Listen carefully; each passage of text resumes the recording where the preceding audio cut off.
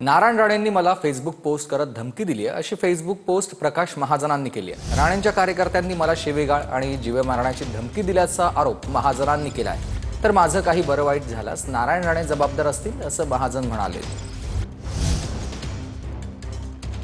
कुणाच्या धमकीला घाबरणारा नाही, मी प्रकाश महाजन आहे आणि महाजन काय असते ते त्यांना सगळं माहिती आहे।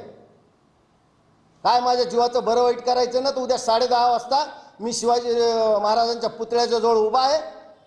काय मला अपाय करायचा शारीरिक तर करावा, पण उद्या माझा अपघात झाला, माझ्या काही घटनेनं माझा दुर्दैवी मृत्यू झाला तर याची सर्वस्व जबाबदारी नारायण राणे साहेबांनी त्यांच्या कार्यकर्त्यावर राहील। माननीय मुख्यमंत्री ते स्वतः गृहमंत्री आहेत, त्यांनी याची दखल घ्यावी। तुमच्याविषयी भाषा वापरल्यावर तुम्हाला राग येतो।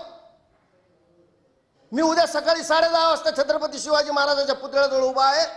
इथल्या पोलिसांना सुद्धा मी सांगू इच्छितो, कारण कुणी पोलीस खात्यातले माणसं फोन उचलत नाहीयेत। मला घाणेरड्या शब्दात शिव्या देतात, या वयात मला माझ्या आईवरून शिव्या देतात। हे संस्कार दिलेत नारायण राणे साहेबांनी त्यांच्या कार्यकर्त्याला। आज आहे का हिंमत, मी आता सुद्धा यायला तयार आहे शिवाजी महाराजांच्या पुतळ्याजवळ। काय तुम्हाला मारायचं असेल तर मला मारा।